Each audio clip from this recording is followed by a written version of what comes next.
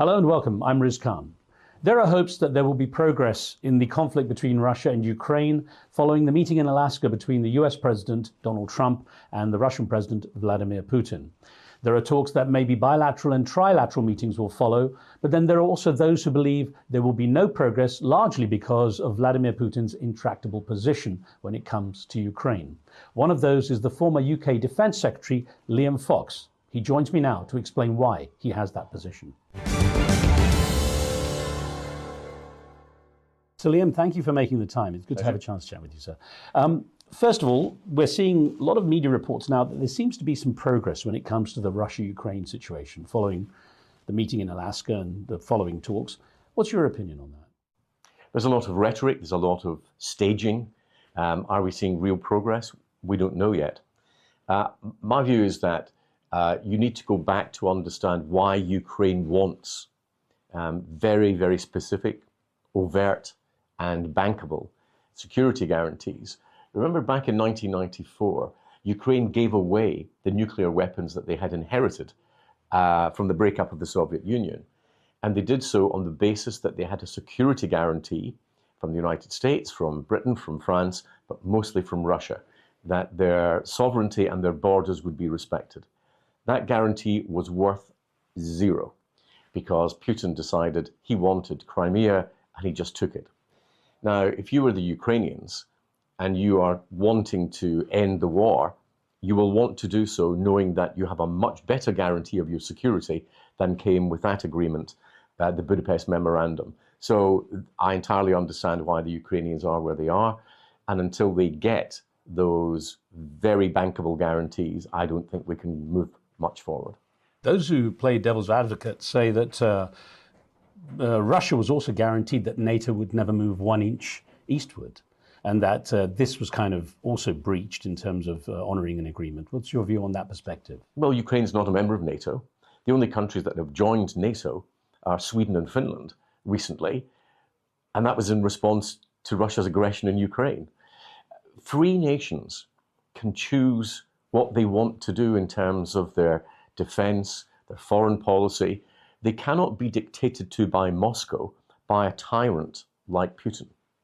Again, to play devil's advocate, if there was a similar parallel with Russia putting weapons on any kind of territory it has near the USA, how would the reaction be there? Well, Russia has weapons pointed at London, at Washington, at LA, at the other parts of Europe. It has troops along the borders with the Baltic states. So we don't need to be lectured by Russia about the threats to their neighbors. It's Russia that invaded Georgia in 2008. It's Russia that annexed Crimea in 2014. It's Russia that invaded Ukraine in 2022. So before people want to play devil's advocate, they better work out who the devil is in that particular equation. So hugely disappointing and sadly predictable is how you described the outcome of the Putin-Trump Alaska talks. Why was that? Well, I think Putin's playing for time. Number one, let me be very clear. Putin can't be trusted. His word is worth nothing. Here is a man who is a violent despot who will kill and has killed his political opponents inside Russia, who's killed his opponents outside Russia, including in the United Kingdom. He's playing for time. He's hoping that he can make advances on the battlefield before the United States or Europe apply further sanctions that will damage the Russian economy. And the Russian economy has changed a lot since 2022, since the Ukrainian invasion. Putin's turned his country into a war economy. 45% of his GDP is now taken up by the war in Ukraine or the defense and arms industries. He has a banking system that's barely functioning. He's got a bank base rate of 21% with an inflation rate of 11%, unsustainable if you were in any other part of the world. He's got a labor shortage, a chronic labor shortage, and is utterly dependent on technology to keep his economy moving. Now, these are big problems which will get worse. And in my view, we should make them worse in order to destroy Putin's ability to wage war in the future. I know your perspective is also to let the Russian oligarchs and those who've been sanctioned from shifting large sums of money out to actually have that opportunity, because it would actually have an impact on Russia's economy that would help to destabilize it, in your opinion, correct? Well, Russia has been able to maintain its war effort because its banking system has continued, because money has not been allowed to flow out of the system. So the oligarchs who would normally invest in global opportunities have been forced to invest in Russia. Those opportunities will dry up quite quickly, and we need to ensure that we enable capital flight out of Russia to make those difficulties even greater. And presumably the sale of fossil fuels by Russia, which have been quite beneficial for its economy, have also to be kind of more closely monitored, I guess. Well, you've seen the tension between the United States under the Trump administration and countries like India, where they are trying to apply pressure to India to stop buying Russian oil. If you're going to make that happen, I think you have to increase the flow of oil from elsewhere, whether that's the United States itself or out of OPEC. You need to ensure that countries that are going to help you in terms of security are not going to be disadvantaged in terms of the ability to fuel, literally, their own economies. So following Alaska, a bunch of European leaders, including the UK Prime Minister, went to the White House to speak with Donald Trump. And then, of course, the media started to talk a lot about the bilateral, possibly trilateral meeting with Putin, Zelensky, and Trump afterwards. Do you see any value in the idea that this bilateral meeting might actually happen between Putin and Zelensky? Well, all the focus has been on the optics and the rhetoric rather than the substance. And that's where we really need to make progress. We need to make progress on, are we going to get security guarantees for Ukraine? Are we going to ensure that Ukrainian territory is not going to be sacrificed in all of this? When these big issues are sorted out, then you can work out who is going to talk to whom and where it's going to be. I mean, yesterday we had all this stuff about, will it be in Geneva? Will it be Istanbul? You have to have something to talk about first. So let's focus on the substance, and let's have a little bit less focus on some of the lesser important parts.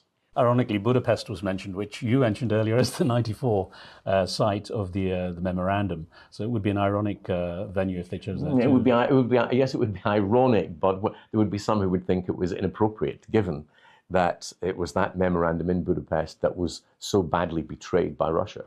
There have been reports that Europe would impose more sanctions on Russia if Vladimir Putin does decide to reject any bilateral or trilateral meetings. What impact could those sanctions have? Well, the biggest area where Europe could be effective would be in seizing Russian assets. Now, the Russian assets of about 300 billion have been frozen in Europe, and the interest on those has been used to help Ukraine. But if you really wanted to make a difference, you actually seize the assets and give them to Ukraine. 300 billion to Ukraine is more than we've actually spent in total between the United States and Europe so far in assisting them. And there is the question of reparations. Russia committed an act of aggression in breach of international law. They are required to make reparations for that. The chances of Putin actually parting with money and giving it to Ukraine, I would rate as absolutely zero. So what other mechanisms do we have? We've got those assets that were moved largely from America to Europe after 2014-15. Those could be used to help the Ukrainians arm themselves, protect themselves, defend their sovereignty, their people, their democracy, and also to rebuild the shattered parts of their country that have been destroyed by Putin's aggression. Well, Salim, you've been very clear for many years now that you have zero trust in Vladimir Putin. If that's the case, if Vladimir Putin is such a risk, what real option is there to find a solution? We should try to find a way of ending the killing in Ukraine itself, but we should be under no illusions about who Putin is and what he is. And I understand why Western politicians who are sort of hardwired to find compromise and accommodations, why they would want to do that. But pretty much all good people end up in the same place with Putin, which is he can't be accommodated. He is a tyrant. He's not a democrat. He's not answerable to the Russian people. He's not answerable to anyone at all. And he will behave in the way that tyrants do, as he has done, internally and externally. So what we, in the long term, we need to do is what we did in the Cold War, which is recognize there can't be a purely military solution to all of this. What we need to use is the financial strength of the free world, and to ensure that in the longer term, we undermine and if possible, destroy Putin's ability economically to wage war against free, independent, democratic nations. Well, many critics of the situation have been concerned that Donald Trump has rejected the idea, or at least dismissed the idea of a ceasefire prior to the talks, bilateral talks, if they happen, for example. To what extent is that a bad idea? Because the fact that Russia can continue, it's kind of offensive, and it has actually seems to have boosted. I thought the German Chancellor, Chancellor Merz, put it very well. It's very difficult to see Zelensky, President Zelensky, and Putin talking to one another if their troops are still killing civilians. How can President Zelensky sit down with Vladimir Putin if men, women, and children are being murdered during the night by Russian missiles and drones? Politically, that's really a bit of a non-starter. And I think you would have to have some situation where on the ground there was no conflict actually taking place before those talks could take place. How much progress do you see in the statements by Donald Trump that he sees the need for security guarantees for Ukraine? I mean, he said no US troops on the ground, although he said military presence is a possibility. Well, I think the president is absolutely genuine when he seeks peace and reconciliation. I think his patience has been sorely tested by Putin time and time again. I think he comes back hoping that something decent will come out of the Russian leader. But I think that increasingly the reality is dawning that you can't accommodate Putin. And there's a history here. If you remember President George W. Bush saying that he looked into Putin's eyes and saw a soul. Well, you know, Putin looked into his and saw a KGB file number. We had President Obama coming to office after the invasion of Georgia and having a reset, as they called it, let bygones be bygones with Russia. Putin looked at that and said, thank you very much. I'll just take Crimea, if that's your attitude. We need to really understand what we're dealing with, because wishful thinking is a very bad basis for foreign policy, and it's an even worse basis for defense policy. There is still a feeling, however, that in spite of what you say about Donald Trump having some concerns about the situation being played, or tapped, as he put it, by Putin, that he has a much stronger relationship with Vladimir Putin and Russia than with Volodymyr Zelensky, and that he still tends to kind of favor the Russian side. Do you think that's still the case, considering how things have developed? I think the president genuinely wants reconciliation. I think he can see the prize that there would be were Russia to be brought into the fold. I just don't think it's going to happen under Putin. I think that Putin is a particular type of autocratic, tyrannical leader. His behavior shows he's not to be trusted. And I see no reason why he would change. He wants to keep Russia in a particular way. He's got imperialist tendencies, wanting to recreate parts of what was the Soviet Union. And I think that's not going to change.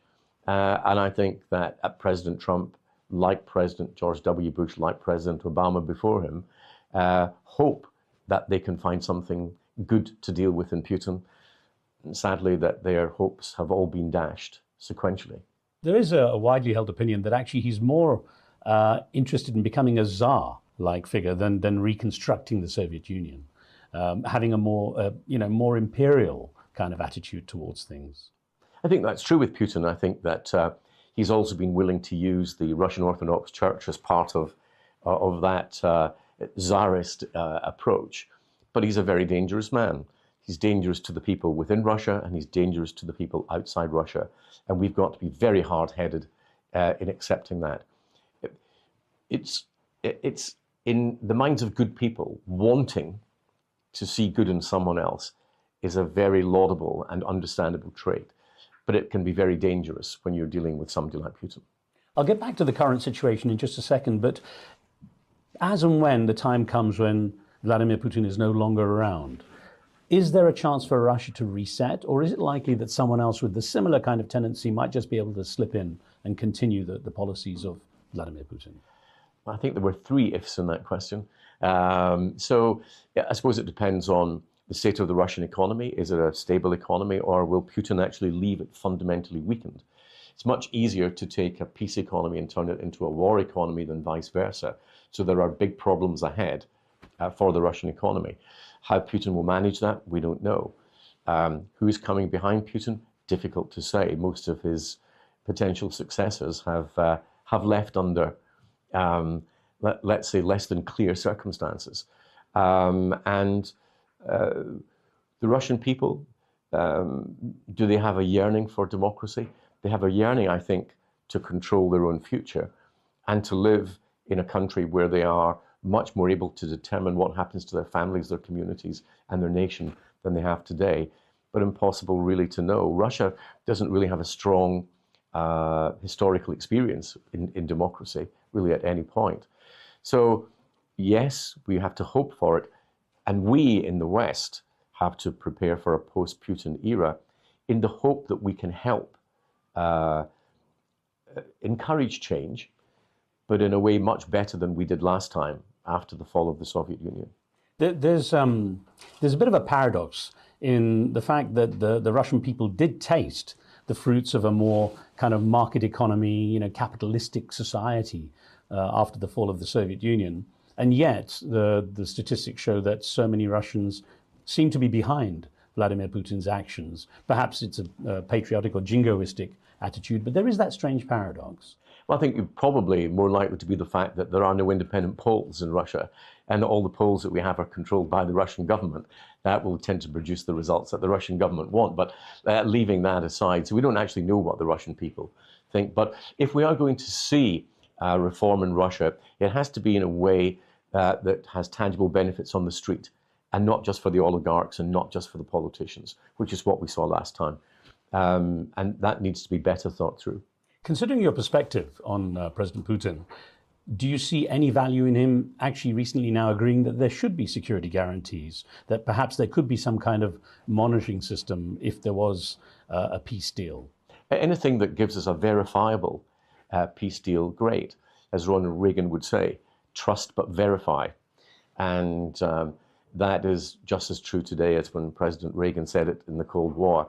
And we need to be able to make sure that it's there. But there's something else. It's not just a security guarantee. What's missing there is the word credible. Is it a credible security guarantee? Because if Russia thinks that the deterrence is missing, then he will act again. And you could, I think, very reasonably argue that the sanctions that we put in place in 2022 after the invasion of Ukraine should have been there in 2014 after the invasion of Crimea. And the ones we put in place in 2014 should have been there in 2008 after the Russian aggression towards Georgia. So the failure of deterrence and the failure of a credible deterrence is crucial. And anything that the West puts in place as a security guarantee needs to come with some hard and fast elements to that, whether that's an Article 5 NATO-type guarantee that an attack on Ukraine would be an attack on us all. We have to wait and see. But if it's not credible, it's not worth anything. Do you see Ukraine ending up in NATO? No, I don't actually in the short term, although I think it's their right to apply to become members of NATO. But NATO is a political as well as a military alliance. And they would have to meet a number of criteria that would make them an acceptable part of the political alliance, just as the same way as they would need to fulfill criteria were they going to join the European Union. So I think that's some way off for Ukraine. I think Ukraine still has internal problems to deal with, not least a fairly widespread level of corruption that has plagued them for some time. Those things need to be dealt with. They can be dealt with. And Ukraine is, of course, as a free, democratic, sovereign nation, able to make its own choices. On a slight tangent, why is there a need for NATO now? If we consider the Soviet threat has disappeared, and that maybe was the justification for the creation of the alliance, what is the real need for NATO now, especially if pretty much anyone can join it? Well, pretty much anyone can't join it, otherwise we wouldn't be having this debate about Ukraine. There's the fact that Russia still has the largest number of nuclear weapons in the world, and they're still pointing at us. That's reason for NATO. Do you believe Ukraine will ever get back the 20% that Russia holds right now of its land? I don't think it's realistic to believe that Crimea will ever come back. I think that the Crimea probably disappeared when President Obama had the reset with Russia. I think that failure of deterrence probably meant that Crimea was lost. What happens with the territories that Russia's currently occupying remains to be seen. I don't think that Putin's going to give up the areas the oblasts that he controls 100%, where you got Donetsk, for example, where there's still a split. That is more difficult to see. But there's got to be, if Ukraine loses territory, there's got to be something for Ukraine in that, and that's got to be that Putin can't move a centimeter further into Ukraine in the future. When Donald Trump talks about a land swap, in your opinion, what does that mean? Because there doesn't seem to be anything to swap for. Well, it's not a swap. It's the aggressor being able to keep the territory they have taken by force. I mean, it's not really what we think about as a swap. You've got principle and you've got the brutal reality facing off here. The principle should be that no aggressor should be able to benefit from acts of war. But the truth on the ground is that you've got ruined parts of Ukraine that Russia is not going to give back, potentially ever. So that's where you get into negotiation. And that's where the credible guarantees of future security have to come in. So Liam, how do you regard the way European countries have come together as a sort of counterbalance to the US position when it comes to dealing with this matter? I think that President Trump has been a wake-up call to Europe, but that's only because Europe wouldn't listen to previous wake-up calls. I remember as Defense Secretary way back in 2010 sitting around the table at NATO with the American Defense Secretary Robert Gates, who would say, you cannot expect the American taxpayers to continually pay for Europe's defense while Europe spends its money on welfare and consumption. I mean, you now have the position where European countries make up 6%, 7% of the world's population, but 60% of social spending. Now, why should the American taxpayers fund that? So they've come late in the day to recognize they must spend more on defense, they must be more active in their own defense and not depend on riding on America's coattails. That's a good thing. That's a good wake-up call. And I think that they actually have responded quite well. And I think that British Prime Ministers, Boris Johnson, Rishi Sunak, and our current Prime Minister have all actually honourably filled the roles of good European leaders when it comes to understanding their responsibilities to the defence and security of the wider continent. To what degree do you believe that Europe's unity in this matter, perhaps, as we've just discussed, is a result of American pressure rather than internal European fears that Russia has been proactive in the sense of a grey warfare in its tactics with Europe? I think it's both. And I think that it depends where in Europe you are. If you are sharing a border with Russia, your view of your security post-Ukraine has very much diminished. So if you're in the Nordic states, the Baltic states, Poland, Romania, Hungary, and you're sitting looking right across the border at the country that has just by force taken part of Ukraine, killed tens of thousands of its armed forces, and killed and maimed civilians for no clear purpose. I think that you're probably a lot less sanguine about security than if you live in Western Europe. But considering Russia's taken quite a toll in this conflict as well, it hasn't been the kind of few weeks affair that people thought it would be going into Ukraine, as Russia seemed to be so dominant. Does Europe really have that level of fear, grey warfare apart? Does it really have a fear that Russia could stretch itself out so far to try and destabilize or be involved in taking over other countries? So what's the difference? The difference is that in Europe, we care about our armed forces. We would care about the human cost and the financial cost of a conflict like that. If you're Putin, he doesn't care. He's not answerable to his electorate. He's not answerable to a free media. There are no critics out there saying that the cost is too high.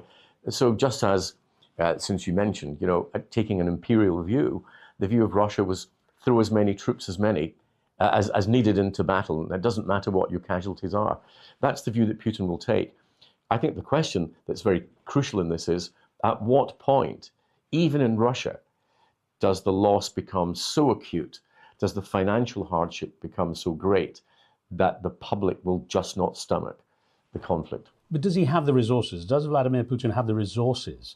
I mean, it's been proved that he's used North Korean troops to supplement his. Does he have the resources to take things further?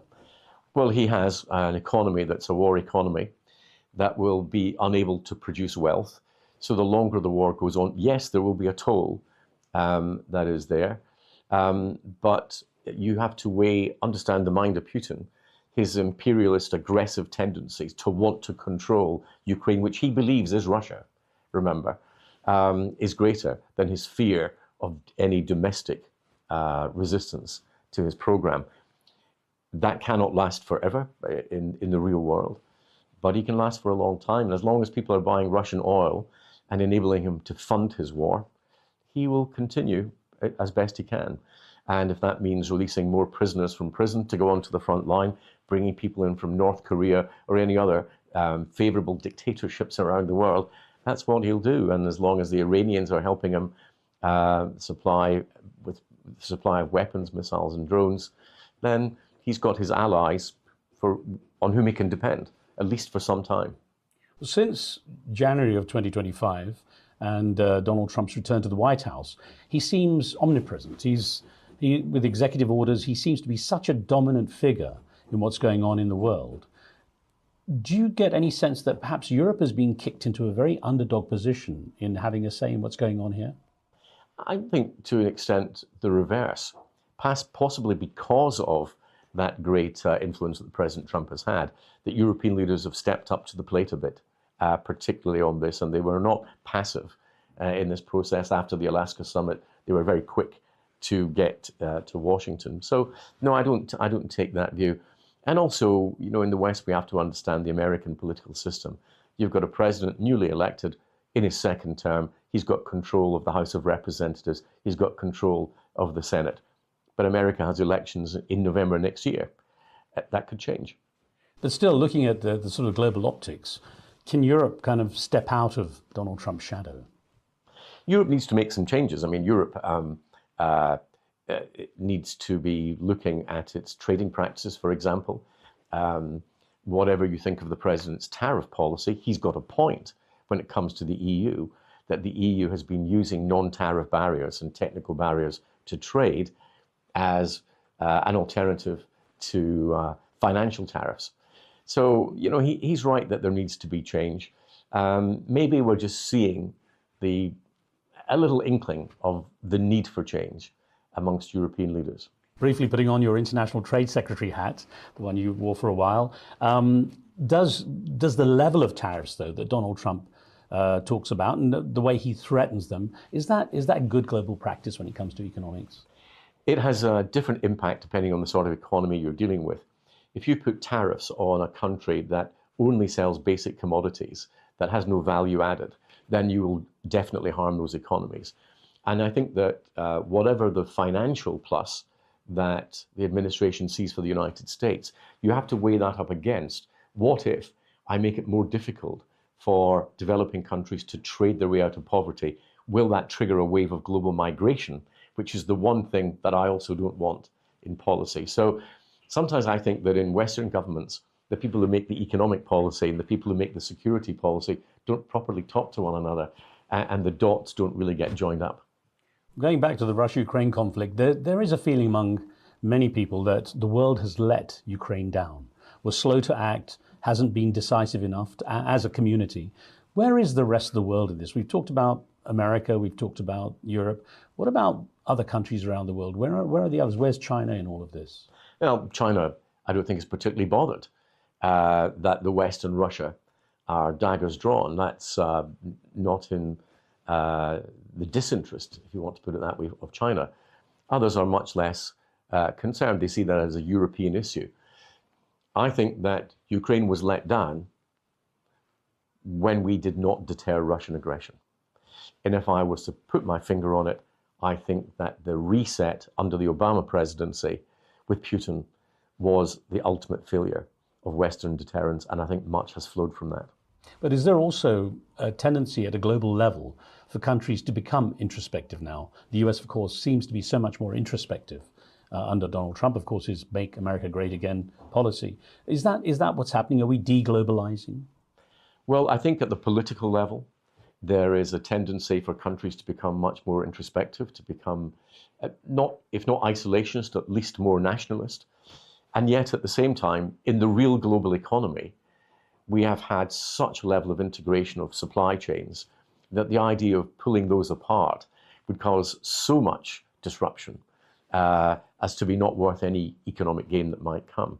And so again, you've got the world of politics and the world of business not necessarily being in the same place.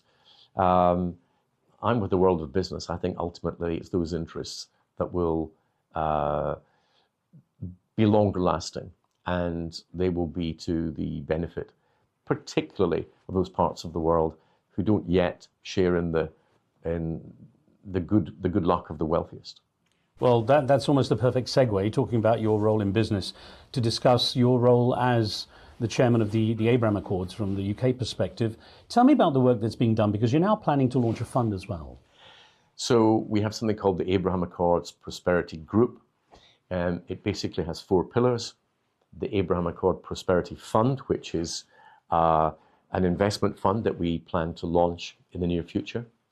A project called REACH, run by the NAS group of companies, talking directly to young people in English and Arabic in the region to say, you should have opportunity. We will give you the chances to grasp that opportunity, but to talk to them in a language that is much more familiar and through social media. We also have a think tank network, including Trends in the UAE, including the Amadeus Institute in Morocco. And we have, fourthly, our advisory council, the great and the good, helping to guide us and promote us. And we're building those.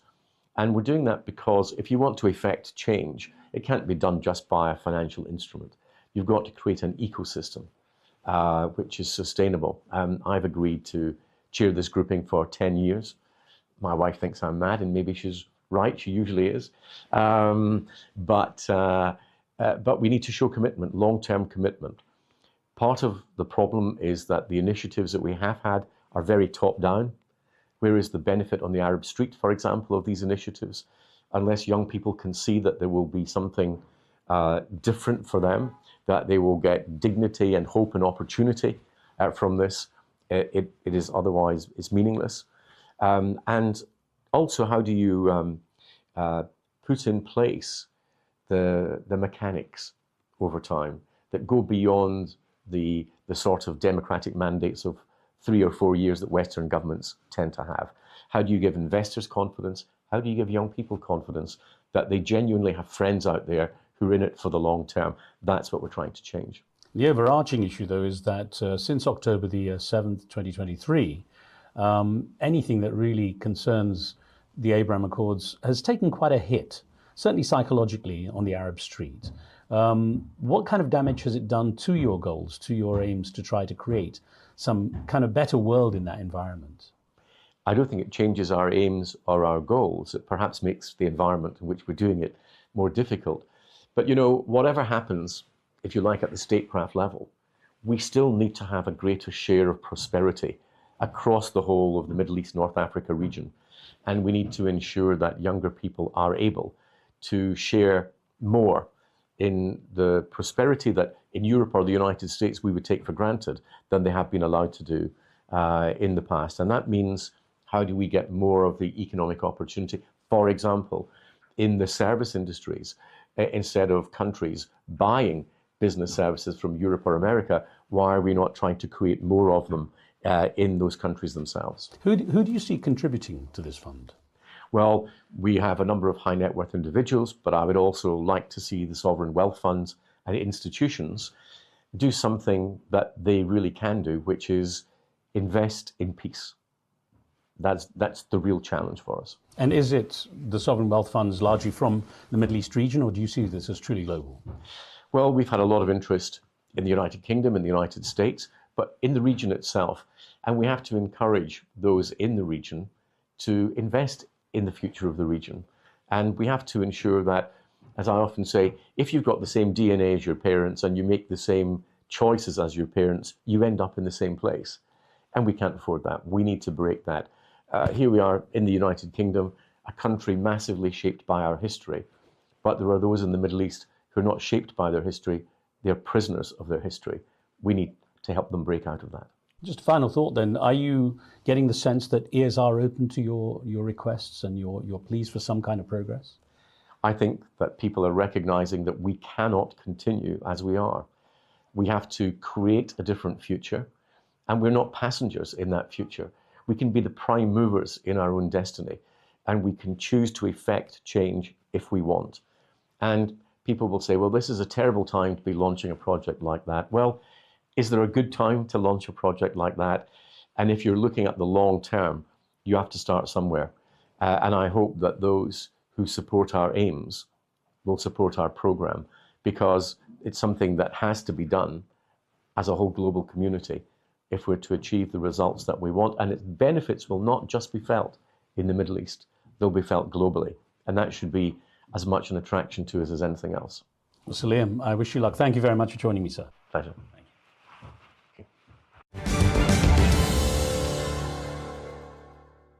That was Sir Liam Fox, the former UK Defence Secretary, talking about the latest situation in the conflict between Russia and Ukraine. That's it for this edition of the show. Don't forget to subscribe and leave your comments. From me and the team in London, thanks for watching. I'll see you next time.